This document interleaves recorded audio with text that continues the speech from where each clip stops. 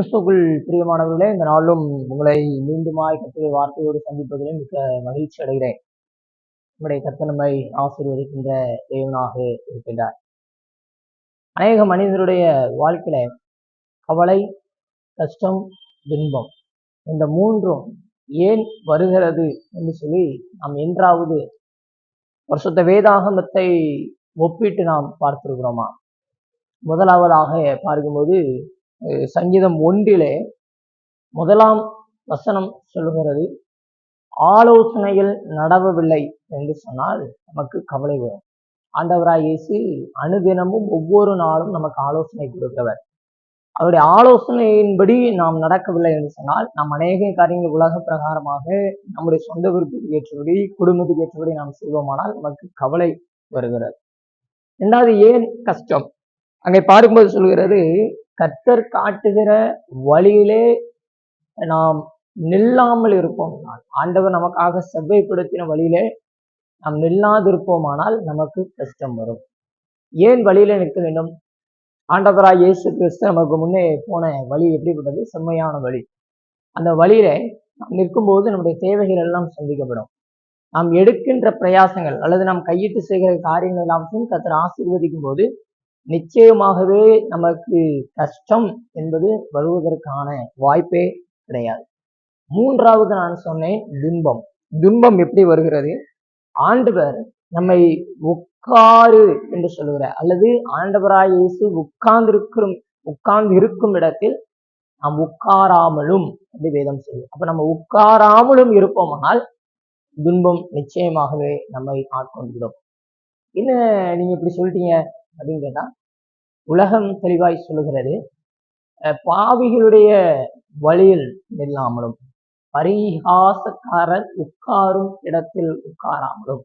அப்ப ஆண்டவர் எங்கே உட்கார்ந்து இருக்கிறார் என்ற இடத்தில் நாம் உட்காருவோமானால், பரியாசக்காரர் உட்காரும் இடத்தை நாம் விலக்கிவிட்டு இயேசு கிறிஸ்து உட்கார்ற இடத்துல அல்லது பிதா கர்த்தர் உட்காருகிற இடத்துல நாம் உட்காருவோமானால் நிச்சயமாகவே நம்முடைய வாழ்க்கையில ஆசீர்வாதம் உண்டு என்பதை இங்கே நாம் தெளிவாக அறிந்து கொள்ள முடிகிறது.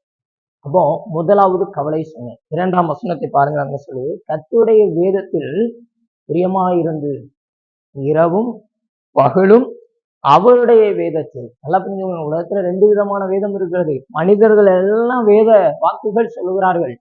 ஆனா சங்கீதக்காரன் சொல்லுகிறார், நீ கர்த்தருடைய வேதத்தில் பிரியமாயிருந்து இரவும் பகலும் அவருடைய வேதத்தில். கேட்பாங்க, யாருப்பா யாருடைய வேதம்?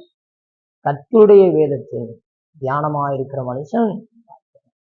அப்ப நம்ம ஆண்டவருடைய வேதத்திலே பிரியமாவும் இரவும் பகலும் அவருடைய வேதத்தில் நாம் நிற்போமானால் நமக்கு கவலை என்பது நம்முடைய வாழ்க்கையிலே இல்லை. இரண்டாவது சொன்ன கஷ்டம்.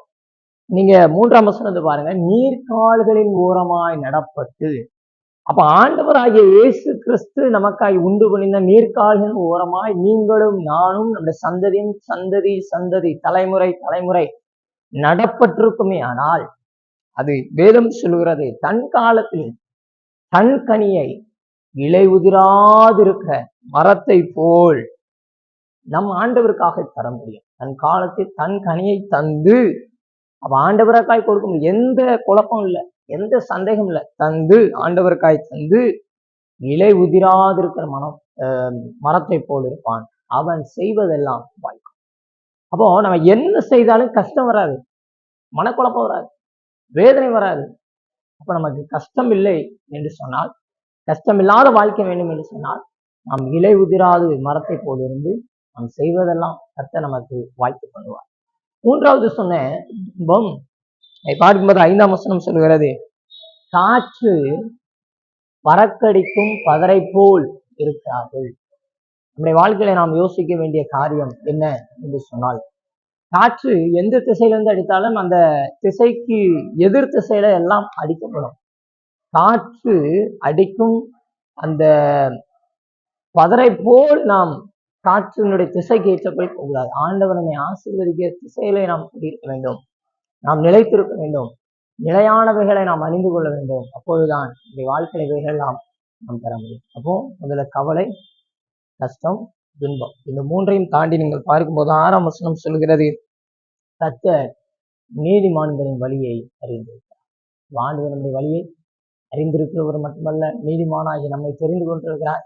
ஆண்டு சமயத்தை ஒப்பு கொடுப்போம். கவலை, கஷ்டம், துன்பத்தை நாம் விரட்டி தேவனுடைய ராஜ்யத்தில் கட்டப்பட்ட சந்ததியாக, இந்த தேசத்தில் ஒளி வீசுகிறவர்களாக, அநேக ஊர்களுக்கு நாம் இன்பை கொடுக்கிறவர்களாக மாறுவோம். கர்த்தர் நம்மை ஆசீர்வதித்து வழி நடத்துவாராக.